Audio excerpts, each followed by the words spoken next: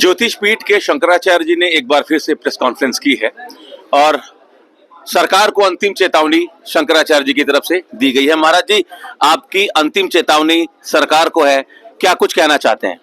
ऐसा है कि समय समय पर स्मरण कराते रहना चाहिए, क्योंकि जो ज़्यादा काम वाले लोग होते हैं वो कई चीज़ें भूल जाते हैं। तो इसीलिए 40 दिन का समय हमने दिया था, फिर 10 दिन बीतने पर याद कराया, फिर 20 दिन बीतने पर याद कराया। अब आज 30 दिन बीत चुके हैं, 31वां दिन है आज। फिर इसीलिए आप सबके माध्यम से याद करा रहे हैं कि भैया इतना दिन बीत गया है, आपने इस बारे में कुछ किया कि नहीं किया, ये बात है। स्मरण करा दे एक बार, सरकार को क्या से चेतावनी है? चेतावनी ये है कि देश गौ माता की रक्षा चाहता है, प्रदेश गौ माता की रक्षा चाहता है। आप जिस पार्टी से चुन करके आए हैं, सत्ता में बैठे हैं, उस पार्टी ने बारंबार सत्ता में आने के पहले दोहराया था कि हम गौ माता की रक्षा करेंगे, हमारा वचन है। सत्ता में आने के बाद उस वचन को आप भूले हुए हैं। दूसरी भी पार्टियां हैं जिन्होंने भी समय समय पर सत्ता संभाली थी, उन्होंने भी गौ माता की रक्षा का कार्य नहीं किया है। ऐसी स्थिति में आपसे आखिरी उम्मीद थी, क्योंकि आप अपने आप को हिंदू, गौ भक्त आदि भी कह रहे थे, लेकिन आप भी ढोंगी समझ में आ रहे हो, पाखंडी समझ में आ रहे हो, दिखावटी समझ में आ रहे हो। इसलिए आपको 40 दिन का समय दिया कि अगर इस बारे में कोई ठोस आपके अंदर बात है तो उसको दिखा दीजिए, नहीं तो फिर समझ में आ जाएगा कि बाकियों में और आप में कोई अंतर नहीं था। तो इसीलिए 40 दिन का समय देकर के प्रतीक्षा करते हुए हम लोग यहाँ पर बैठे हुए हैं। 30 दिन बीत चुका है, आज 31वें दिन अंतिम रूप से चेता रहे हैं कि समय बहुत कम है, आप चाहें तो इसका सदुपयोग करें। लखनऊ में जहां ये आपका 11 मार्च को कार्यक्रम होगा, आप कह रहे हैं शुल्क भी जमा हो गया है? हाँ जी, मैदान में कार्यक्रम करना पड़ेगा, तो मैदान के लिए तो शुल्क होता है। तो हमारे यहाँ जो गौ क्रांति मंच है, गौ माता के लिए आंदोलन करने वाली संस्था, उसने वहाँ का जो शुल्क कहा गया था वो जमा कर दिया है और जो अनुमति की प्रक्रिया है वो चालू है। तो बनारस से लेकर सीतापुर तक एक माहौल बनेगा? ऐसा है कि निकलेंगे, वो भी एक तरह का रिमाइंडर होता है, उल्टी गिनती समझ लीजिए उसको, कि भाई 40 दिन होने वाला है, तो भाई अब 36, हाँ अब 37, अब 38, अब 39, अरे 40 है, तो इसी तरह काउंट डाउन समझ लीजिए। तो ये काउंट डाउन शुरू होगा, 7 तारीख को यहाँ से हम लोग निकल जाएंगे और फिर क्रमशः पहुँच जाएंगे 11 मार्च को। प्रमाणों और तर्कों की लड़ाई होगी।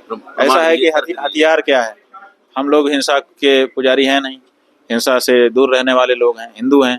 हिंदू का मतलब ही होता है हिंसा का हिम और दूर रहने का दू, हिंदू।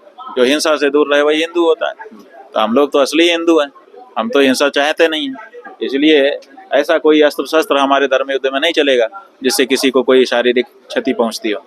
हमारे तो बाग बाण चलेंगे, प्रमाणों का, परंपराओं का, सनातन धर्म के शास्त्रों का आप बाण बनाइए, उससे चलाइए। और हम चाहते हैं कि अगर कोई कहते हैं, जैसे हम उनको कह रहे हैं कि आप नकली समझ में आते हो, असली हिंदू नहीं दिखते हो, प्रमाण दो, यही तो हमने कहा है। ऐसे अगर वो कहते हैं कि आप नकली हिंदू हो, तो वो लोग भी प्रमाण शुरू करें, वो अपना मंच लगाएं, वहां से वो अपनी बात कहें, इधर से हम अपनी कहेंगे, उधर से वो अपनी कहेंगे। जैसे जैसे तीर टकराएंगे वैसे पता चल जाएगा जनता को कि किसके तीर में दम है और किसके तीर में दम नहीं। एक आखिरी सवाल, आशुतोष ब्रह्मचारी एक वीडियो में रोते हुए ये कह रहे हैं कि आपका नाम लेकर कि आप उनके खिलाफ षड्यंत्र कर रहे हैं, आपके पास संसाधन है, हम तो निसहाय हैं, हमारे पास तो कुछ है नहीं, इसलिए हम कमजोर पड़ गए। देखिए, एक दिन पहले तक आप लोगों के सामने आकर के प्रेस वार्ता करके जांच की आख्या देने वाले व्यक्ति, एक दिन के पहले तक आपके टेलीविजन चैनल के ऊपर पीछे पीछे पुलिस के साथ आगे आगे चलने वाले व्यक्ति कैसे पैंतरा बदलते हैं। कितने नकली लोग हैं ये, कितने नौटंकीबाज हैं। इसी से आप देख लीजिए कि तत्काल उन्होंने चोला बदल दिया। अब वो रोने लग गए हैं, रो करके दिखा रहे हैं कि आप, हमारे पास तो कोई साधन ही नहीं है, आपके पास ही सारे साधन है। ऐसा कह करके वो न्यायालय की प्रक्रिया पर प्रभाव डालना चाहते हैं, जबकि न्यायालय जब अपना काम कर रहा है तो उस बारे में कुछ बोलना नहीं चाहिए, लेकिन वो न्यायालय की प्रक्रिया में बाधा डालने की कोशिश कर रहे हैं, ताकि ये धारणा निकल करके आए कि संसाधनों का उपयोग इसमें हो रहा है। बताइए कौन से संसाधन का उपयोग हो रहा है? वो कह रहे हैं कि हमारा पक्ष नहीं सुना गया। न्यायालय की जो कार्यवाही है वो तो सार्वजनिक रूप से थी ना, अभी भी वीडियो उसका अपलोड पड़ा हुआ है जी। आप जाके देख लीजिए। लगभग 25 से 30 मिनट के बीच उनकी वकील ने ऑनलाइन आकर के अपना पक्ष रखा है। जब आपको न्यायालय में 25 से 30 मिनट अपने अधिवक्ता के माध्यम से आपका पक्ष रखने के लिए मिला और आप भी उसके बगल में ही बैठे हो, वीडियो में ये परिलक्षित हो रहा है कि अपने वकील रीना सिंह जी के बगल में आप बैठे हुए हो। तो जब आप ऑनलाइन कार्यवाही में सम्मिलित हुए ही हो, आपके वकील को बार बार अपना पक्ष रखने का मौका मिला ही है, टोटल टाइम 25 से 30 मिनट तक का आपका बनता है, तो आप क्यों रो रो करके फिर झूठ बोल रहे हो? इसमें भी झूठ। अरे अभी देखिए, आपको हम बताना चाहेंगे, एक पत्र आया है हमारे पास जी। हमने तो प्रेस वालों को नहीं बताया क्योंकि प्रसंग ही नहीं बना, तो फिर हम नहीं बता पाए, लेकिन ये पत्र आया देखिए जी। ये श्री कृष्ण जन्मभूमि के कहते हैं अपने आप को, एक श्री कृष्ण जन्मभूमि संघर्ष न्यास, ये देखिए ये आया है पत्र जी। और इस पत्र में हम लिखा क्या गया है, इसमें लिखा गया है कि मैं ये हूँ, ये जो ब्रह्मचारी है आशुतोष, ठीक है, आशुतोष पांडे कोर्ट में हमारे साथ श्री कृष्ण जन्मभूमि केस में पक्षकार है और बहुत ही गंदा व्यभिचारी व्यक्ति है। ये नकली ब्रह्मचारी बना है, इसकी जटाएं भी नकली हैं। वो कह रहे हैं कि आप प्रेस वालों को कहिए कि वो उसको कहें कि तुम्हारी जटाएं नकली हैं और उठा दें। नकली जटा लगा के घूम रहा है, बताइए। ये लिखित पत्र भेजा है और इसको उन्होंने जारी भी किया है।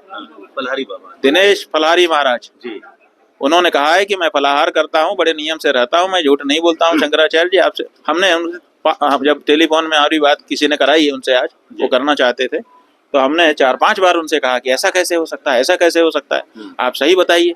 वो बोले कि मेरे सामने ही, इसके बाल तो छोटे छोटे थे 1-1 इंच के, और थोड़ी देर बाद हमारे पीछे आकर के इसने हाथ रखा और हम पलट के देखा, हम पहचान नहीं पाए कि कौन है। तो बोलता क्या है कि हम ही तो हैं, देखो कैसे लगवा ली है। तो हमारे सामने ही लगवाई है, हम इसके प्रत्यक्षदर्शी हैं, इसकी जटाएं नकली हैं। अब जटाएं नकली हैं, कितना नकली आदमी है आप समझो, कितना ढोंगी आदमी है। अच्छा, फिर हमने देखा उसका वक्तव्य निकाल करके, जिस वक्तव्य में वो रो रहा है, जिसकी आप चर्चा कर रहे हैं जी, कि उसकी दाढ़ी तो छोटी छोटी है और बाल इतने बड़े बड़े हैं। साधु महात्मा जो है ना, इधर आओ, देखो ये कहाँ से आए हो, प्रयागराज। उतारो ये टोपी उतारो, ये देखिए ये साधु हैं। अब ये साधु हैं तो इनकी दाढ़ी इतनी बड़ी है, उतने ही बड़े बाल हैं। पीछे हटो, आप आइए, पगड़ी उतार सकते हो, उतार दो। ये देखिए, अब इनकी दाढ़ी इतनी बड़ी है, पीछे दिखाओ जटा, ये देखिए बाल भी इतने बड़े हैं। अब उसकी दाढ़ी तो छोटी छोटी है, ट्रिमिंग, ठीक है, और जटा इतनी बड़ी है। ऐसा कैसा साधु होता है, ऐसा कैसा? वो असल में रामभद्राचार्य जी देखते होते तो देख लेते कि हमारा चेला ऐसा कर रहा है। क्या रामानंद संप्रदाय में ऐसी अनुमति है? आप रामानंद संप्रदाय के हो? आओ आगे जी। ये देखो महात्मा कहाँ से आए हो? अयोध्या जी से महात्मा। और आगे आओ, ये रामानंद संप्रदाय के महात्मा हैं और इनके तिलक से पता चल रहा है कि ये छोटी छावनी के हैं। सही है, इनके तिलक से हम लोग जान जाते। तो ये छोटी छावनी के महात्मा है, रामानंद संप्रदाय के। क्या आपके संप्रदाय में बाल बढ़ते रहे और दाढ़ी कटवा ली जाए, ऐसा नियम है? नहीं, ऐसा नियम नहीं कर सकता ना। नहीं। अगर बढ़ना है तो पूरा बढ़ेगा, अगर भद्र होना है तो पूरा ही होगा, यही नियम है ना। तो इनके यहाँ कैसे, ये जो महाराज है ये रामानंदाचार्य अपने आप को कहने वाले जगत गुरु का चेला है, और जगत गुरु का चेला होकर के बाल तो बढ़ा रहा है। हालांकि फलाहारी महाराज के अनुसार हमने कुछ नहीं जानते हैं। ये पत्र उन्होंने बाकायदा लिखित पत्र भेजा है, तो लिखित पत्र के अनुसार वो कह रहे हैं कि इसकी जटाएं नकली हैं। तो नकली जटा करके, जटा लगा करके क्यों कोई घूम रहा है? अच्छा मान लो नकली नहीं है, एक क्षण के लिए असली भी मान ले, तो जटा बढ़ रही है और दाढ़ी कटिंग हो रही है। ऐसा साधु समाज में नहीं होता है जी। साधु समाज में छौर करना है तो पूरा करना पड़ेगा, नहीं करना है तो बिल्कुल छोड़ देना पड़ेगा। तो ये है ना ढोंगी, है ना पाखंडी, ये बात ठीक है। तो 11 मार्च को शंकराचार्य जी का कार्यक्रम निश्चित है और 10 तारीख तक सरकार के पास एक मौका है। सरकार अगर फैसला नहीं लेती है तो फिर शंकराचार्य अपना निर्णय सुनाएंगे। Amit Singh, TV 9 UP Varanasi. अरे श्रीमती जी, कुछ तो सस्ता लो, बचत करो। नहीं श्रीमान जी, सब बढ़िया लो, रहने दीजिए। इसमें क्या खास बात है? थोड़े में ज्यादा स्वाद, यही तो है इसकी खास बात। वाओ मम्मा, क्या स्वाद है। अरे मेरे राजा, सबका राजा और प्योर मसाला।